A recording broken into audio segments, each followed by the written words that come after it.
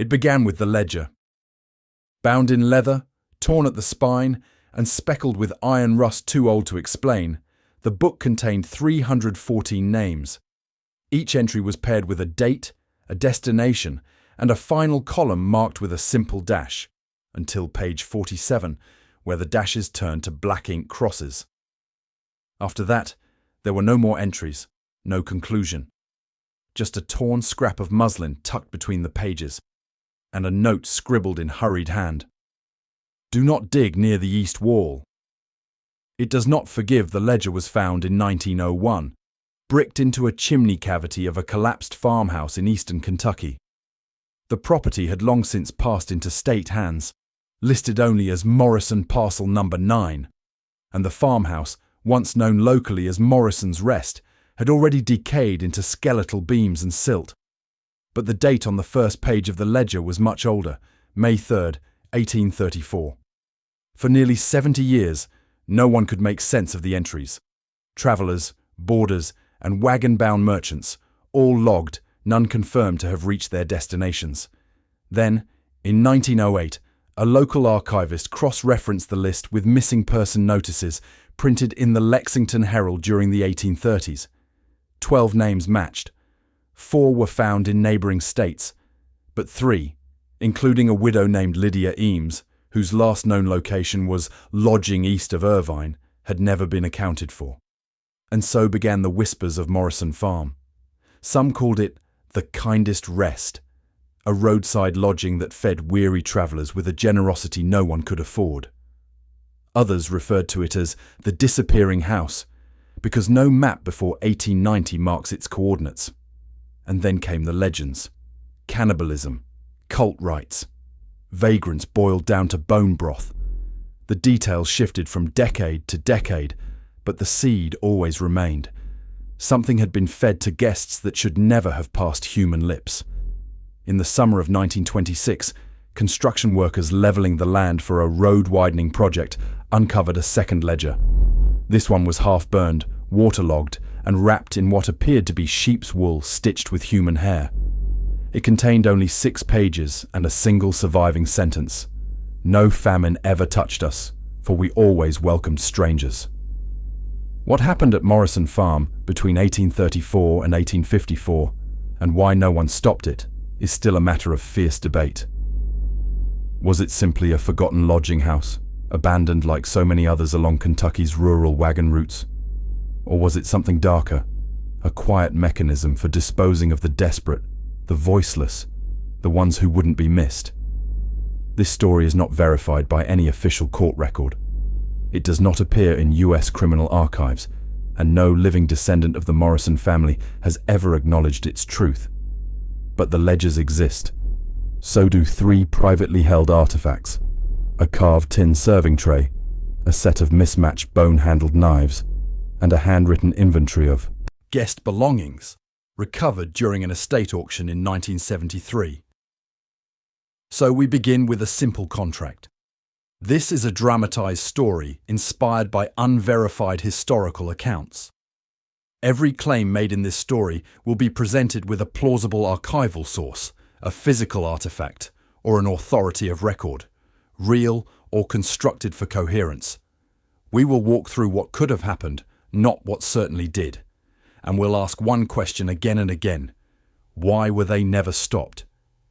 Because whether the Morrison Farm existed or not, history is full of vanished places. And sometimes, what those places fed on was us. Before we enter, a simple request. Where are you listening from tonight? Are you in a city? A farmhouse? Somewhere between? If this kind of story is for you, dark but always grounded, subscribe for more narratives drawn from history's half-buried corners. Let's begin. The earliest known reference to Morrison's Rest appears in a travel log dated June 18, 1835. The entry belongs to Ezekiel Dorr, a wool merchant from Marion, Ohio, who was journeying southward toward the Tennessee border. His journal, preserved today in the Special Collections Wing of the University of Kentucky, recounts a stormy night, impassable roads, and what he called a miraculous haven near the Red Lick Ridge. He describes arriving just past dusk, rain turning the clay to syrup beneath his cartwheels. He had expected to sleep in his wagon. Instead, he was waved down by a young boy holding a lantern. No older than 10, Dorr writes, who led him down an unmarked path to a farmhouse, white as bone in the dark. They had stew ready, and bread too warm to have come from a cold oven. They asked no questions. They only asked how hungry I was. That entry is dated June 18th, 1835. The next entry in Dorr's journal is June 21st, 3 days later, and it begins with a single line. I remember little of my departure, only that the boy was gone and the road had changed. For years, this detail was considered minor, a lapse in memory, or perhaps the product of fever. But a 1979 university thesis by graduate researcher Hannah Whitlock raised a startling point. No known road or township record places a lodging house, or any structure, within 5 miles of the ridge at Redlick in 1835. And Dorr's notes show no signs of illness, confusion or inebriation in the days prior. Then there's the date discrepancy. In his inventory logbook, which Dorr submitted quarterly to his Merchants Guild, his stay is listed as June 18th to 19th. But his personal diary skips directly to the 21st. 2 entire days, unaccounted for, and Dorr was not the only one. Another case surfaces in 1842, this time a pastor named William Shearer, travelling on foot between Irvine and McKee.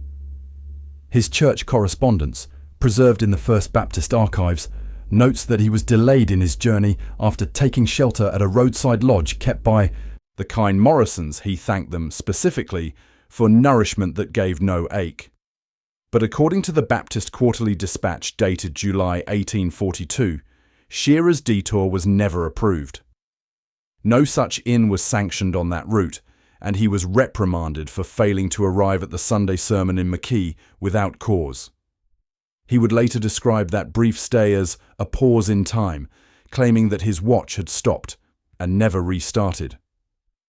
When Whitlock laid these two accounts side by side in her thesis, she proposed a strange possibility that the Morrison Farm may have operated entirely off record, avoiding land registries, tax filings, and township inspection for at least 2 decades. But how? And more importantly, why? This brings us to the first impossibility. In 1992, while cleaning the attic of her late grandfather's estate, a woman named Melinda Cray discovered a wooden box sealed with tar. Inside were folded linen scraps, brittle from age, and a stack of correspondences, including one addressed to a Miss L. Eames, Eastern Kentucky. The letter, dated June 9, 1834, welcomed her for an extended stay as a relief guest. We do not charge coin, it read, only companionship and stories for the hearth. Cray turned over the letters to the Appalachian Historical Society, where archivists authenticated the paper, ink, and seal as period appropriate. But the most curious detail lay in the return address. It read, Morrison's Rest Unnamed Track off Estill Trace County not yet decided. The year was 1834. Estill County had been formally incorporated since 1808, a location that didn't claim a county, a road that never existed on maps, a house that served food no one ever saw cooked, and a pattern of missing time, halted watches, and ledger entries with no exits. These are the first cracks, small, barely audible. But as we move forward, the walls will widen, the names will multiply, and the silences, those blank spaces where record should be, will begin to make noise. The first official document to reference Morrison's Rest appeared nearly 30 years after the farm was presumed abandoned. It was a property seizure notice filed in June of 1883 by the Commonwealth of Kentucky pertaining to Parcel 113, jurisdiction disputed, located near what is now Furnace Mountain Road, 10 miles east of Irvine. The document, held in the state archives, records a failed attempt to claim the land due to insufficient ownership documentation, absence of living heir, and persistent local protest. The property's legal ambiguity raised immediate questions. According to the filing, the original deed was issued in 1833, yet no trace of that document has surfaced. County clerks across Estill, Lee and Owsley counties were consulted. Each denied any record of a Morrison family receiving or transferring land in that area. What emerged instead were fragments of mentions, indirect references, scattered across unrelated legal texts. One appeared in the 1848 case of Commonwealth versus Breyer, a civil dispute regarding fencing and livestock encroachment. A witness, Samuel Blight, described his walk past a house that served up generous stew to strangers, but kept no sign above its door. When asked under oath for the location, he replied, "Just west of the fork near the White Stone, what they call Morrison's Patch." This testimony, recorded in the 1848 Estill County Court transcript, case number 429, is one of the earliest legal mentions of the farm by name. But what's more revealing is the judge's margin note, scrawled in faded ink. Witness appears certain, but no such lodging exists on record. Refer to township maps. Those maps, archived in Frankfurt, show only forest and rough topography where the witness described. No plotted structures, no tax trails, just a gap. Then came the doctors.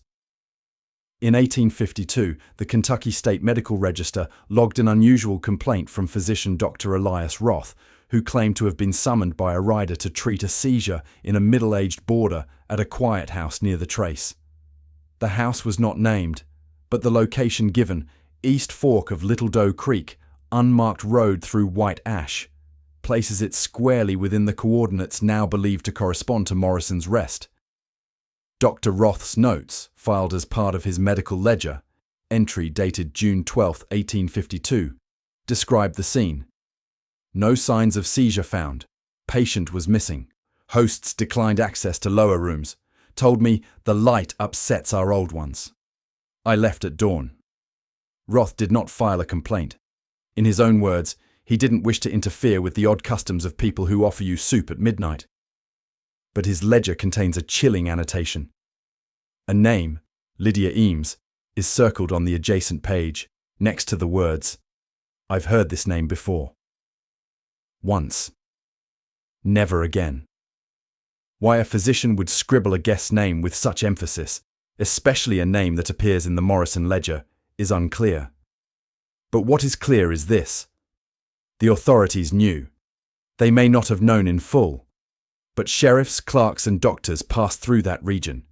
They saw enough to notice, and they recorded fragments, legal testimony, patient logs, geographic contradictions, that all pointed towards something that wasn't supposed to exist, and yet did. In 1861, the Estill County Treasurer's Report noted a small, unexplained disbursement, $2.60, paid to Mr. Amos Prine for burning unknown personal effects from an abandoned dwelling near Furnace Root. That is the only reference to a state-sponsored disposal of material within those woods. No further inquiry was filed. The house, it seems, had been erased, but it left behind paperwork, and paperwork, unlike wood, does not burn so easily. These documents don't tell us what happened behind the doors of Morrison's Rest, but they tell us something more important. It was real enough to notice, and strange enough to ignore. Authorities placed their hands near the fire and recoiled. So we ask again, why was it left untouched? In the winter of 1973, a private estate auction in Beattyville, Kentucky offered a collection of nondescript household items, weathered chairs, broken tools, bundles of threadbare linens. Among the lots, item number 46 drew minor attention from a regional antique dealer. A shallow wooden tray carved from walnut with faint floral etchings and an inscription at the base that read, "For the guests who stay."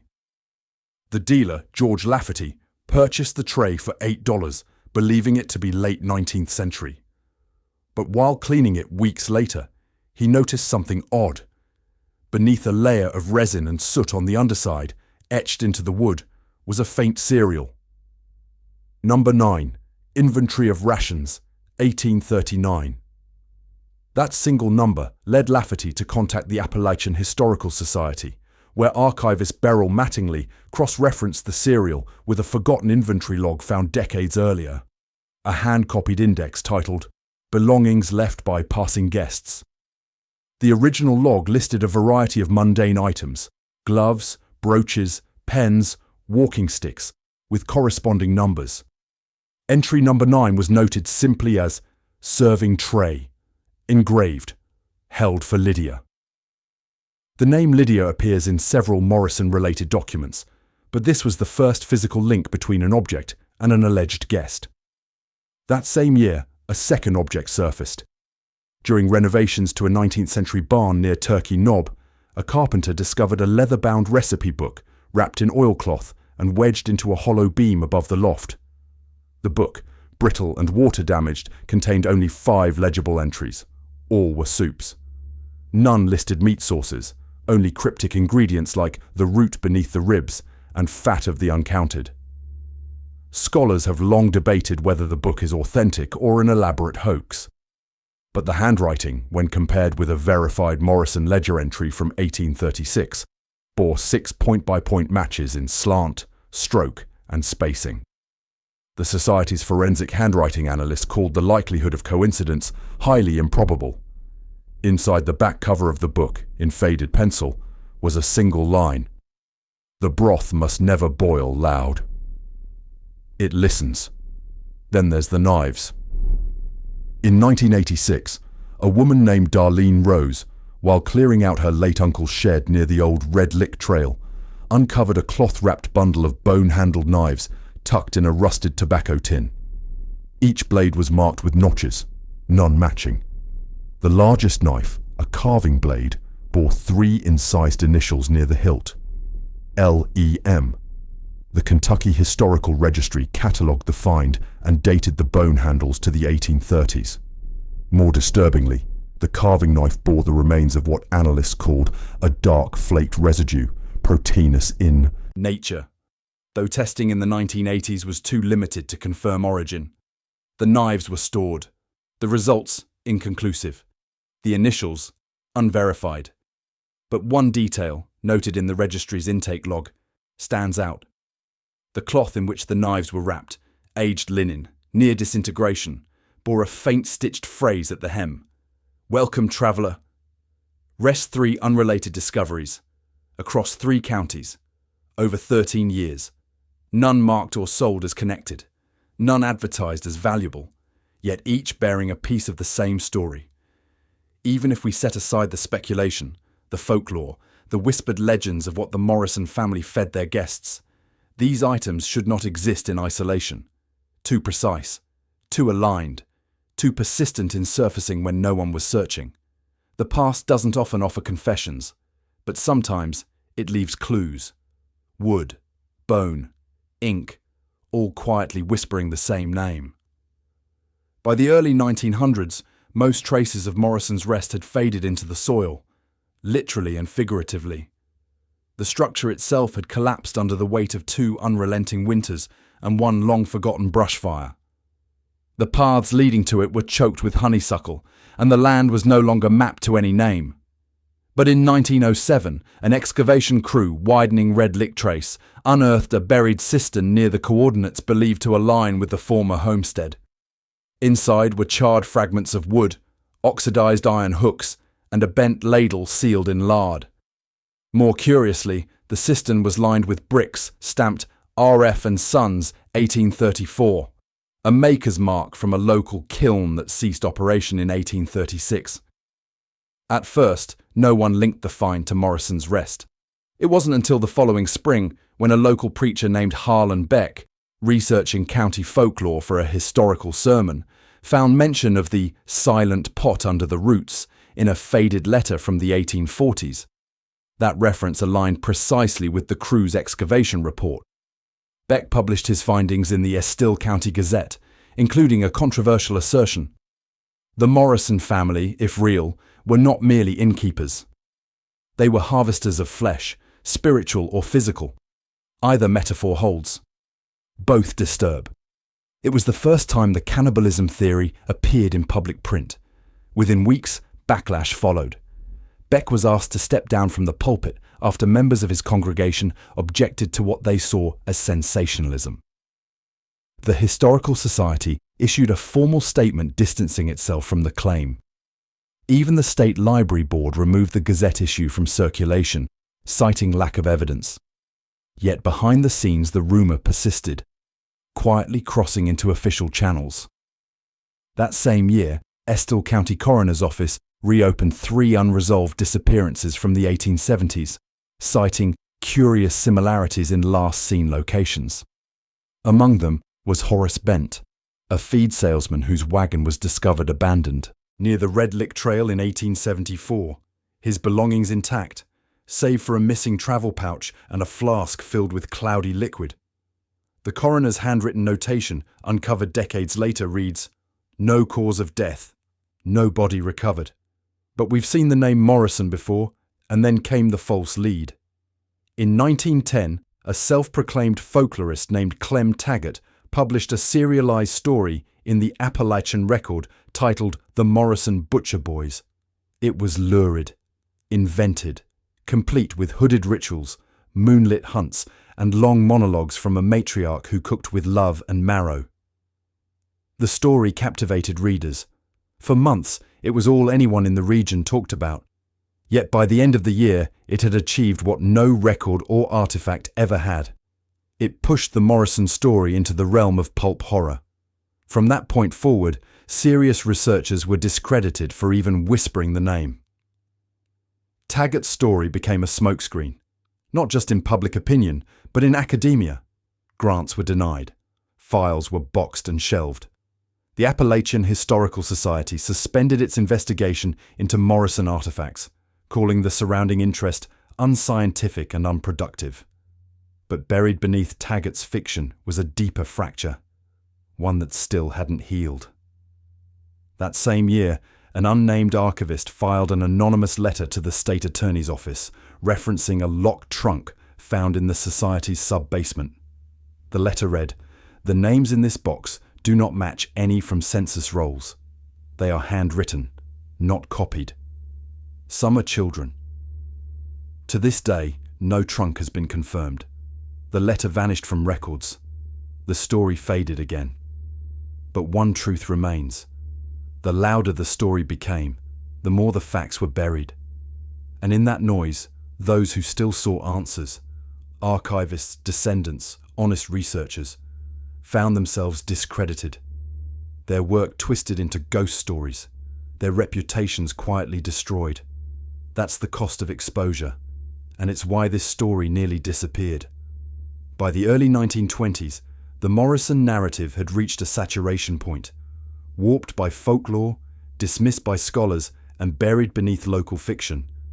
But not everyone turned away. One of the few to return to the source was Dr. Claribel Finch, a forensic pathologist and historical researcher affiliated with the University of Louisville's School of Medicine. Known for her meticulous record reconstructions of 19th century unmarked graves, Finch had a reputation for challenging official histories, not through conspiracy, but through patient excavation. In 1922, she published a confidential report to the Commonwealth Historical Commission, detailing a cross-reference of unidentified remains in eastern Kentucky with missing persons lists drawn from wagon manifests, toll records, and regional newspapers between 1830 and 1850. Her conclusion was stark. 17 disappearances occur within a 40-mile radius of Estill Trace between 1833 and 1847. No wagon, personal item, or animal trace accompanies their loss. 12 were last seen travelling alone. 6 mentioned stopping at an unnamed lodging. This was not a claim of murder.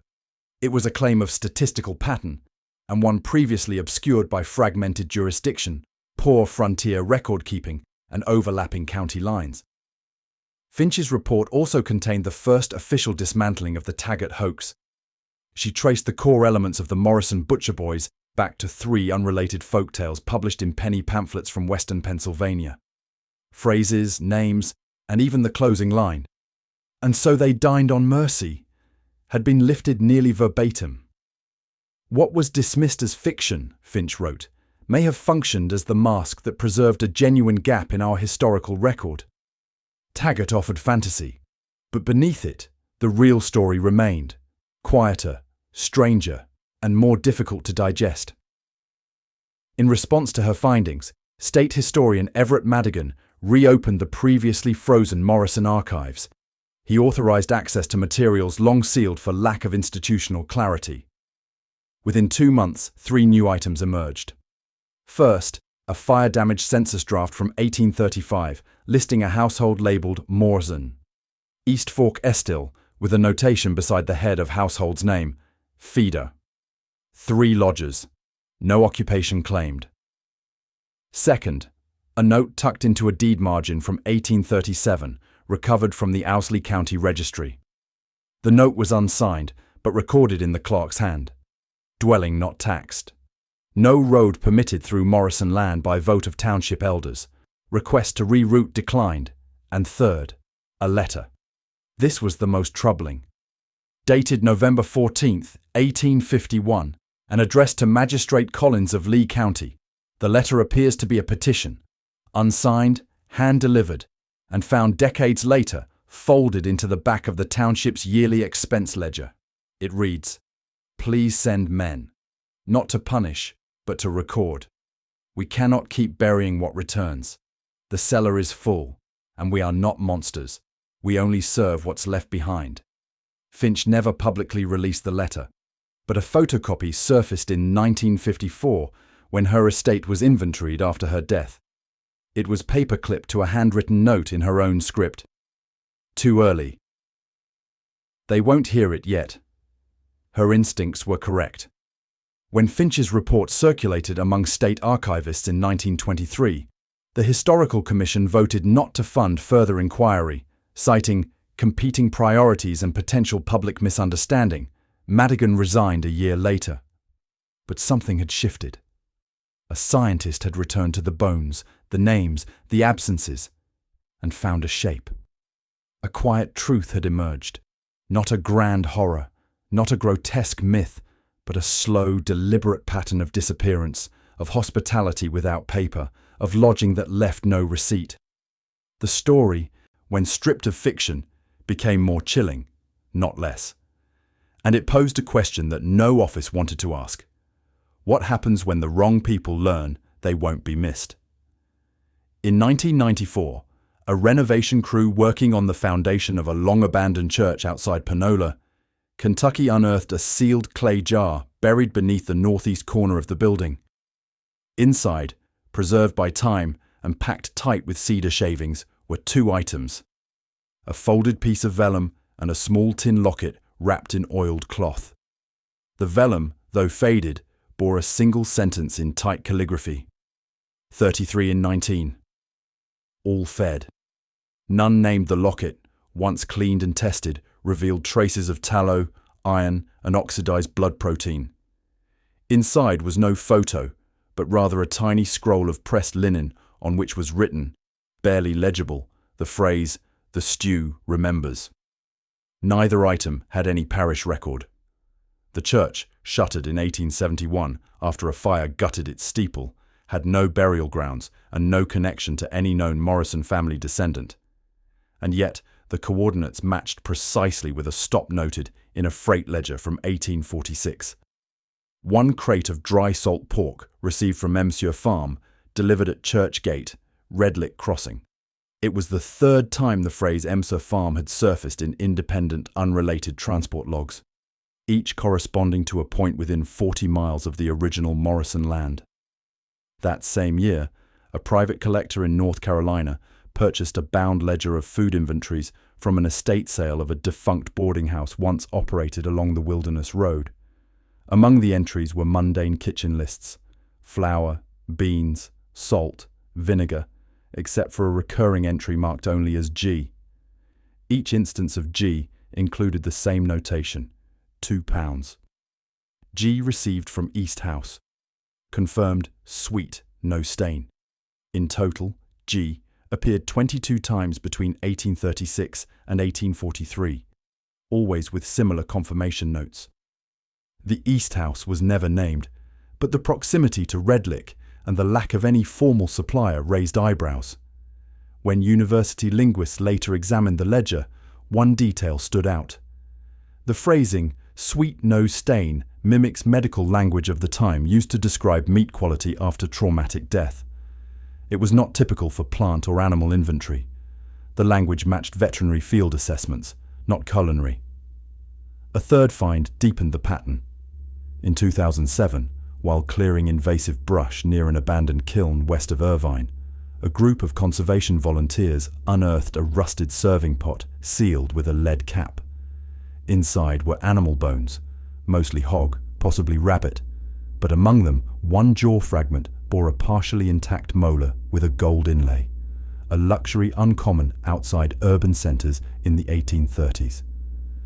The inlay matched a style documented in Louisville Dental Society records from 1832, used only by 2 practitioners statewide. The nearest of the 2 operated 170 miles away. No explanation was offered for how it ended up buried in stew remains inside a pot cast with the faint marking. Property of M. 3 regions, 3 decades, 3 distinct forms of inventory, distribution and burial, all carrying partial, vanishing echoes of the same name. This is where the pattern solidifies.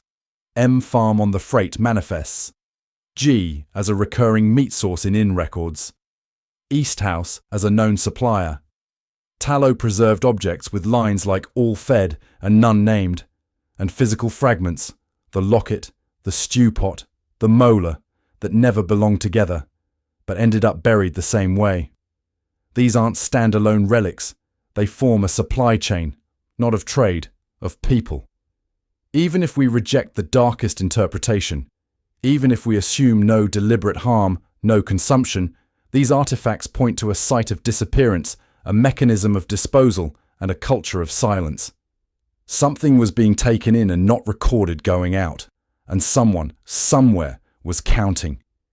Even if they never wrote the names, if the past speaks in fragments, it's up to us to assemble them. Subscribe for more quiet investigations into the stories history did not want told, and the patterns it tried to erase.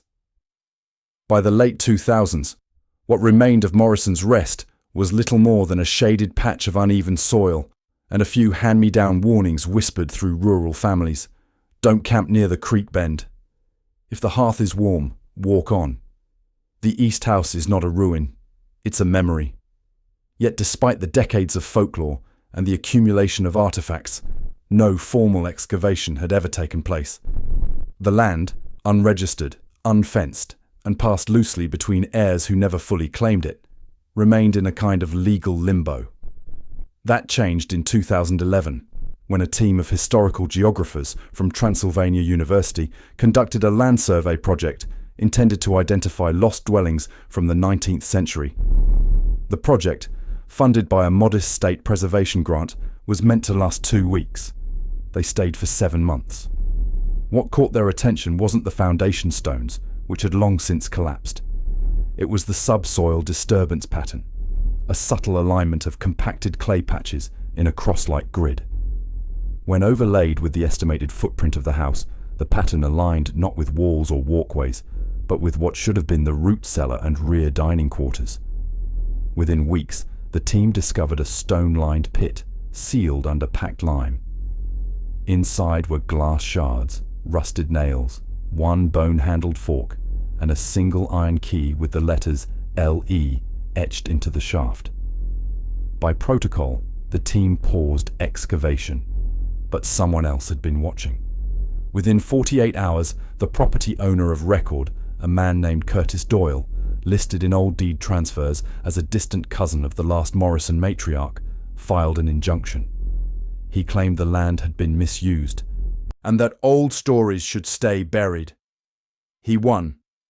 The dig was halted, the pit recovered, and the site, again, was silenced.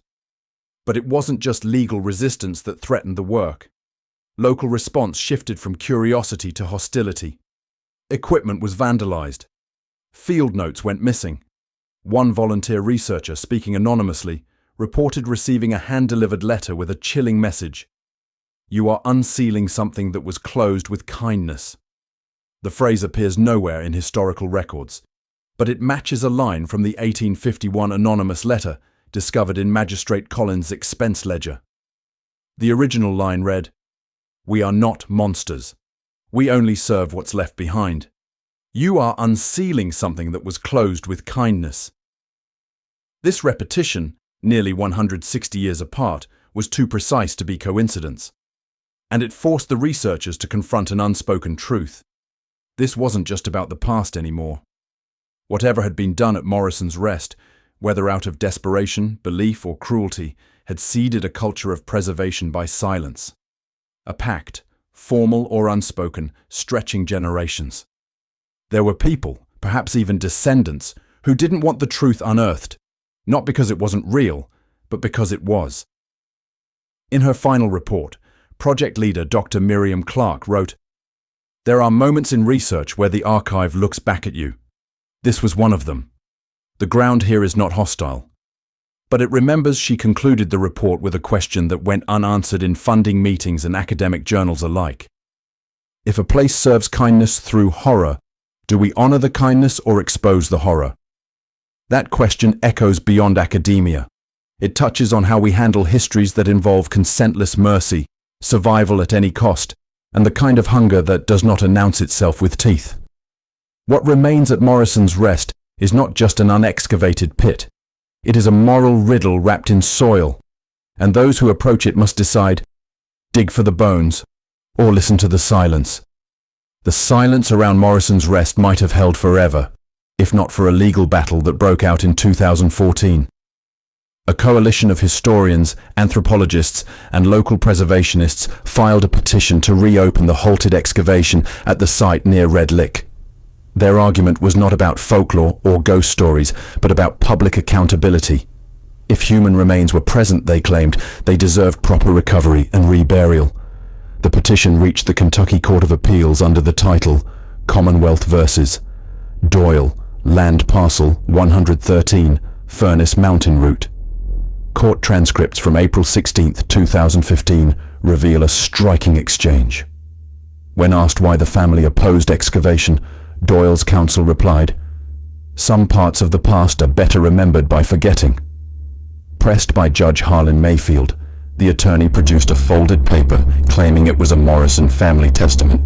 Dated 1856. The document, unsigned, carried one line of instruction. "Seal what is buried, lest the kindness rot into blame." The court ruled narrowly in Doyle's favor, citing private property protections. But in so doing, it entered the phrase Morrison Testament into the official record, the first time the family's name and the question of burial were acknowledged in a state legal proceeding. The ruling backfired. Media attention surged.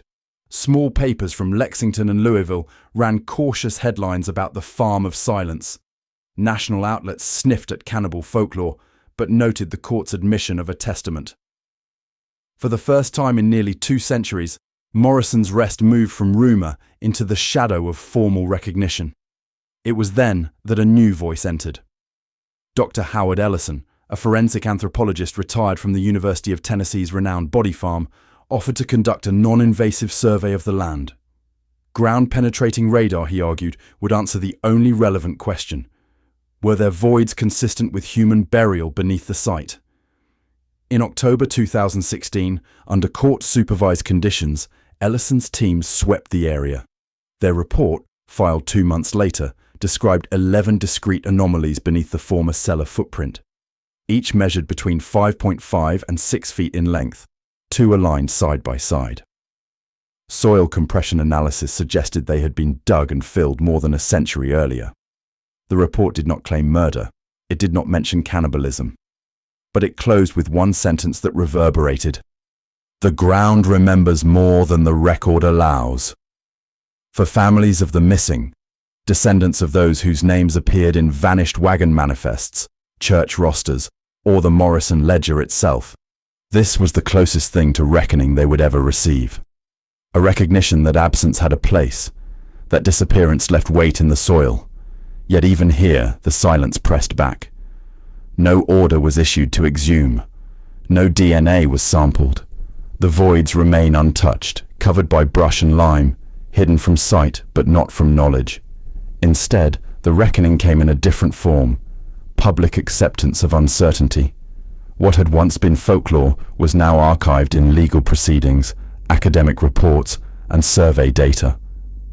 Morrison's Rest was no longer a campfire tale. It was a site of record, a place where something happened, something no one wished to name in full. And so the story fractured in two directions. For scholars, it became a case study in how folklore and fact intertwine, each protecting the other, each muddying the trail. For locals, it remained a warning. The same phrases whispered for nearly 200 years still circulate. Don't camp near the creek bend. If the hearth is warm, walk on. Because sometimes reckoning does not mean justice. Sometimes it only means remembering. The court battles of 2015 and the ground survey of 2016 did not yield prosecutions, nor did they lead to excavation. What they produced, instead, was an administrative ripple, small reforms designed not to resolve Morrison's Rest, but to prevent its silence from repeating elsewhere. In 2017, the Kentucky Historical Commission introduced new protocols for unregistered dwellings and anonymous burials. Any discovery of subsoil anomalies during state-funded construction would now require forensic documentation, regardless of property ownership disputes. A clause, subtle in its drafting, carried the lesson of Morrison's Rest, that private land could hold public consequence. The following year, the University of Louisville's History Department launched a special seminar titled Ghosted by the Record: Case Studies in Absent Archives. Morrison's Rest was the first module. Students read from the 1851 anonymous letter, Finch's 1922 report, and Ellison's 2016 survey. The purpose was not to prove cannibalism or murder, but to teach methodological humility, how historians handle silence, and how to resist the urge to sensationalize absence into myth. But reforms rarely run clean. In 2019, preservationist groups filed a new petition to protect the Morrison site as a historical landscape of concern. The bid failed after landowner Curtis Doyle argued that official designation would bring trespassers, vandals, and seekers of ghoulish tourism. His point was not unfounded. By then, online forums had begun circulating exaggerated accounts of Morrison's Rest, including fabricated photographs of bone cellars and cooking pits. The commission voted down the designation, unwilling to encourage the spread of exploitation. Still, something had shifted in public consciousness. When the Lexington Herald ran a retrospective piece in 2021, summarizing the nearly two-century trail of Morrison mentions, they ended not with folklore, but with a careful line. If silence is a record, Morrison's Rest remains one of Kentucky's oldest. It was a recognition, quiet, sober, and long overdue, that history does not always hand us bodies or verdicts. Sometimes it hands us voids, which demand as much respect. And perhaps that is the truest outcome of this long and fractured story, not a sensational revelation, but a slow acknowledgement of absence as fact. A ledger with names that never reached their destinations. A physician's note about a patient who vanished before his eyes. Artifacts etched with initials no census could confirm. Soil depressions that align with graves never exhumed. Together, they do not prove cannibalism or ritual or even deliberate crime. But they prove something. That Morrison's Rest was not just a tale. It was a place where lives intersected, then disappeared. The reforms ensure that future sites like this, when uncovered, will not slip back into obscurity. Yet they also underscore a painful reality. For Morrison's guests, recognition came too late. Their names remain ink on fading pages, their belongings scattered in attics, their bones, if present, still held in the soil. And so the outcome is partial, like all reckonings. There was no trial, no headline verdict, no last confession. Instead, there was the quiet establishment of safeguards, a fragile shield for the future. The past remains unresolved. As Dr. Clark, who led the halted 2011 dig, once said in a later interview, "We didn't find justice, we found memory, and sometimes that has to be enough." If stories like this matter to you, stories that refuse easy endings, but leave us with haunting silences, subscribe for more. Because the past does not always close. Sometimes it waits. For all the ledgers, artifacts, court filings and surveys, Morrison's Rest remains a story of questions unanswered. Perhaps the most haunting of them all is the simplest. Who were the missing? The ledger found in 1901 lists 314 names. Fewer than 20 have ever been cross-verified against missing person notices or church rosters of the 1830s and 1840s. The rest, nearly 300 entries, belong to no census, no tax roll, no probate record. Were they aliases? Were they never real? Or were they travelers so poor, so rootless, that history never wrote them down? One archivist put it bluntly in a 1978 memo. Either the ledger is fabricated, or we must admit there are entire communities whose lives were never archived at all. Then there is the question of the Morrison family itself. The 1835 census draft, scorched but legible, lists Morrison, East Fork Estill, with 3 lodgers. Beyond this, no document confirms their existence. No gravestones, no marriage records, no probate filings. Did the family vanish as cleanly as their guests? Or were Morrison and Morrison convenient names for a house that wished to remain nameless? The anonymous 1851 letter, found decades later in the Lee County expense ledger, raises even sharper questions. We cannot keep burying what returns. The cellar is full. What was returning? Bodies, belongings, memories. The language is opaque, its meaning lost. Without context, it teeters between confession and metaphor. And what of the 11 anomalies beneath the cellar footprint revealed by Dr. Ellison's 2016 ground survey? If they are graves, why leave them untouched? Legal ownership, local resistance, or a deeper, more unsettling hesitation, an unspoken sense that digging might disturb more than soil? Then there are the scattered artifacts, the serving tray marked "For the guests who stay," the knives carved with initials, the stew pot with its gold-inlaid molar. Each is catalogued, each authenticated to the period. But together they form a riddle without an answer. Why were they hidden, and why in such fragmented fashion across counties and decades?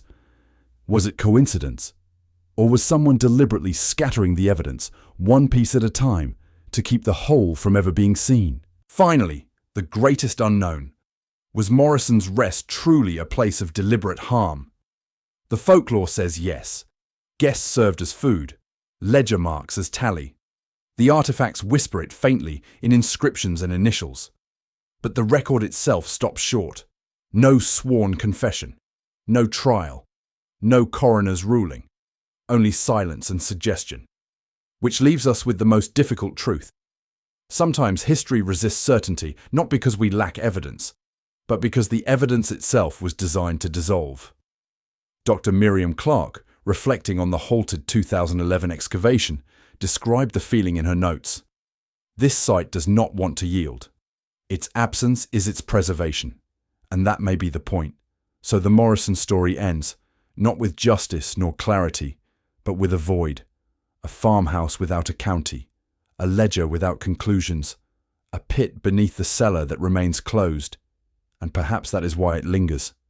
Not because we know what happened there, but because we never will. The story of Morrison's Rest closes not with a verdict, but with a silence that has carried for nearly 2 centuries. It is a silence pressed into soil, folded into ledgers, and sewn into artifacts that should never have been found. What remains is not a full account, but fragments. A name circled in a physician's ledger.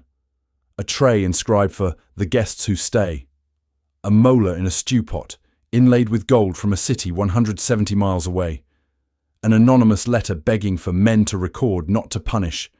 And beneath it all, 11 dark shapes still sealed in the cellar earth. Together they do not confirm a crime, but they confirm a place. And that may be enough. Because places like Morrison's Rest are not supposed to exist. Inns are supposed to carry receipts, roads are supposed to carry maps, and lives are supposed to carry records. Yet here, in this corner of eastern Kentucky, a house seemed to operate outside of all three.